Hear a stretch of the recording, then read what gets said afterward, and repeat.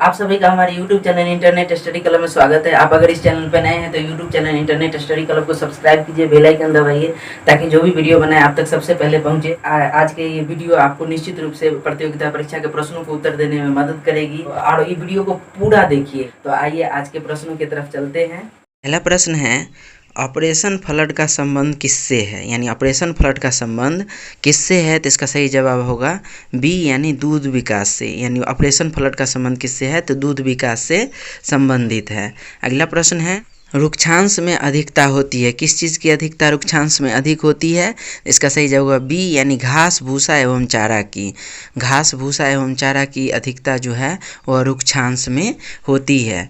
अगला प्रश्न है, एक सामान्य गाय को प्रतिदिन पेयजल की आवश्यकता होती है, कितना पेयजल की आवश्यकता होती है? तो इसका सही जवाब होगा बी यानी 27 से 36 लीटर। यानी एक सामान्य गाय को प्रतिदिन 27 से 36 लीटर पेयजल की आवश्यकता होती है। अगला प्रश्न है, श्वेत क्रांति संबंधित है किस चीज़ से? श्वेत क्रांति जो है वह किस चीज़ से संबंधित है? तो इसका सही जवाब होगा ए यानी दूध उत्पादन से। श्वेत क्रांति जो है वह किससे संबंधित है? तो दूध उत्पादन से संबंधित है। अगला प्रश्न है, मैरिनो क्या है? मैरिनो जो है वो क्या है? तो इसका सही जवाब होगा बी यानी भेड़। मैरिनो जो है वो एक प्रकार का भेड़ है। अगला प्रश्न है, केंद्रीय भेड़ एवं ऊन अनुसंधान संस्थान कहाँ स्थित है? तो इसका सही जवाब होगा बी यानी हिसार हरियाणा में। यानी हिसार में केंद्रीय भेड़ एवं ऊन अनुसंधान केंद्र स्थित है। अगला प्रश्न है, थारपारकर किस पशु की नस्ल है? थारपारकर जो है वह किस पशु की नस्ल है? तो इसका सही जवाब होगा ए यानी गाय की। थारपारकर जो है वह गाय की एक नस्ल है। अगला प्रश्न है, अधिक औसत दूध देने वाली भैंस कौन सा है? तो इसका सही जवाब होगा ए यानी मुर्रा। सबसे अधिक दूध देने वाली भैंस जो है वो कौन सा है? तो मुर्रा है। अगला प्रश्न है, पशुओं की उम्र का पता कैसे लगाया जाता है? तो इसका सही जवाब होगा सी यानी ए और बी दोनों ऑप्शन है। यानी दांत गिनकर भी और सींग पर छल्ले गिनकर भी, दोनों तरीके से जो है वह पशुओं के उम्र का पता लगाया जाता है। अगला प्रश्न है, निम्न में से कौन सा भैंस की नस्ल नहीं है? इनमें से भैंस की नस्ल कौन सा नहीं है? तो इसका सही जवाब होगा डी यानी मेवाती। मेवाती जो है वो भैंस की नस्ल नहीं है, बाकी सुरती, मुर्रा, नीली ये सभी जो है वो भैंस की नस्लें हैं।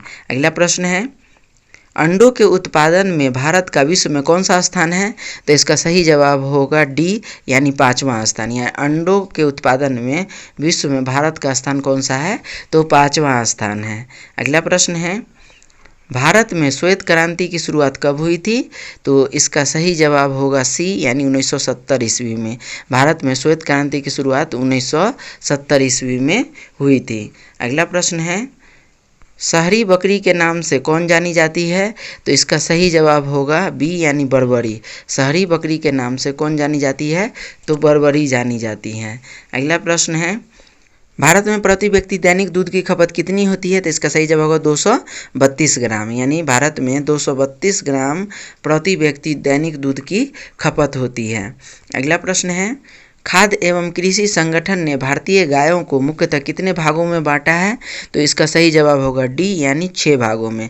खाद्य एवं कृषि संगठनों ने भारतीय गायों के कुल 6 भागों में बांटा है। अगला प्रश्न है, विश्व की कुल पशु संख्या का कितना प्रतिशत गाय या भैंस भारत में पाई जाती है? तो इसका सही जवाब होगा बी यानी 16 से 57%।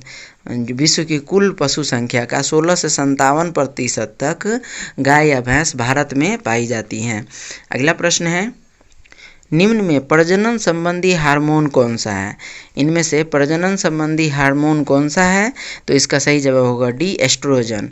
यानी एस्ट्रोजन जो है वो प्रजनन संबंधी हार्मोन है, बाकी सब अलग हैं। अगला प्रश्न है, सबसे ज़्यादा वसा जो है वह भैंस की दूध में पाई जाती है, वो कौन से भैंस के दूध में पाई जाती है? तो इसका सही जवाब होगा बी यानी भदवाड़ी। भदवाड़ी भैंस जो होती है उसमें 7.2% वसा पाई जाती है। अगला प्रश्न है, हाथी का अधिकतम जीवन काल कितना होता है? तो इसका सही जवाब होगा सी यानी 70 वर्ष। हाथी का अधिकतम जीवन काल कितना होता है?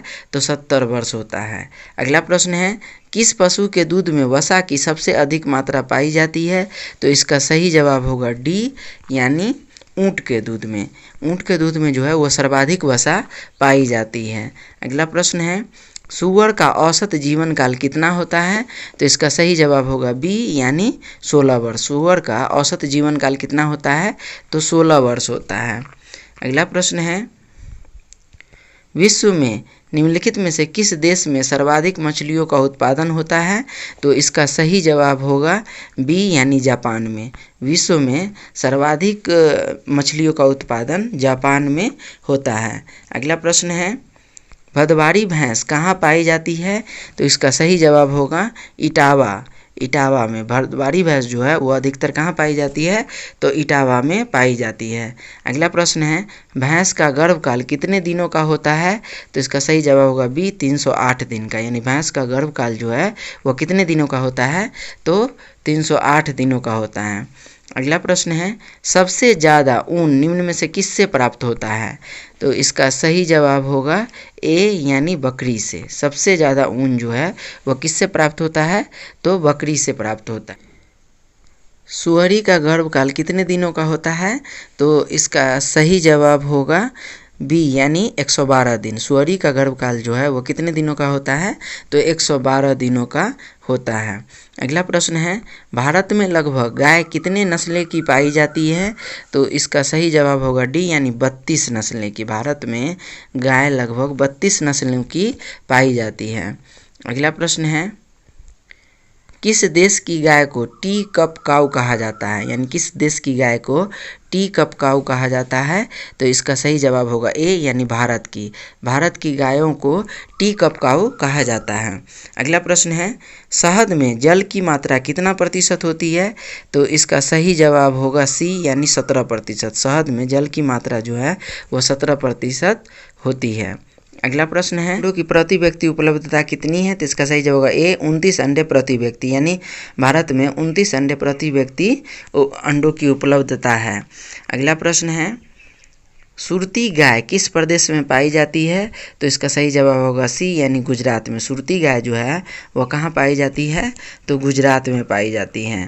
अगला प्रश्न है, यानी अफरा रोग का क्या कारण है? तो इसका सही जवाब प्रदूषित भोजन। यानी अफरा रोग जो है वह प्रदूषित भोजन के कारण होता है। अगला प्रश्न है, रानीखेत रोग किससे संबंधित है? तो इसका सही जवाब होगा सी यानी मुर्गी से। रानीखेत रोग किस में होता है? तो मुर्गी में होता है। अगला प्रश्न है, लाल क्रांति का संबंध किससे है? तो इसका सही जवाब होगा बी यानी मांस उत्पादन से। लाल क्रांति का संबंध जो है वह किससे है? तो मांस उत्पादन से संबंधित है। अगला प्रश्न है, विश्व की दूध की रानी किस नस्ल की बकरी को कहा जाता है? तो इसका सही जवाब होगा ए यानी सानेन बकरी को। यानी सानेन बकरी को विश्व में दूध की रानी कहा जाता है।